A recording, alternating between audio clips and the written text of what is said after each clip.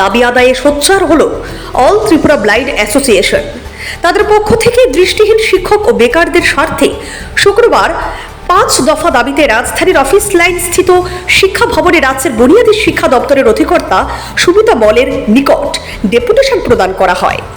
তাদের দাবিগুলির মধ্যে রয়েছে বিশেষভাবে সক্ষম অধিকার আইন 2016 অনুযায়ী বুনিয়াদী শিক্ষা দপ্তরের প্রতিবন্ধকতা যুক্তদের অভাব, অভিযোগ শোনার জন্য একজন আধিকারিক নিয়োগ, সিলেবাস অনুযায়ী ব্রেইল বইয়ের ব্যবস্থা করা, দৃষ্টিহীন শিক্ষকদের নিয়মিত প্রশিক্ষণের ব্যবস্থা করা, সমস্ত শূন্য পদে নিয়োগ সহ এর কিছু দাবি তোলা হয়। সংগঠনের সাধারণ সম্পাদক মিঠুন সাহা বলেন, সরকার দাবিগুলি পূরণ করবে, সে ব্যাপারে তারা আশাবাদী।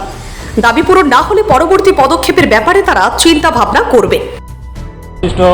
বিভিন্ন বিষয় নিয়ে বুনিয়াদী শিক্ষা দপ্তরের মাননীয় অধিকর্তা শ্রীমতী স্মিতা মলের নিকট 5 দফা দাবির ভিত্তিতে আজকে আমরা ডেপুটেশনে মিলিত হতে যাচ্ছি। দাবিগুলি হলো বিশেষভাবে সক্ষম ব্যক্তিদের অধিকার আইন 2016, সেই আইন অনুযায়ী বলা আছে রাজ্য সরকারের এমনকি কেন্দ্রীয় সরকারের প্রতিটা দপ্তরে একজন বিশেষ দায়িত্বপ্রাপ্ত আধিকারিক নিযুক্ত থাকবেন। ওনার কাজ হচ্ছে এই দপ্তরে কর্মরত প্রতিবন্ধকতাযুক্ত মানুষজন যারা আছেন তাদের অভাব অভিযোগগুলি শুনবেন এবং সেই অভাব অভিযোগগুলি তার সুরাহা করবেন। কিন্তু আমাদের রাজ্যে প্রায় অধিকাংশ দপ্তরই এই বিশেষ দায়িত্বপ্রাপ্ত আধিকারিক নেই।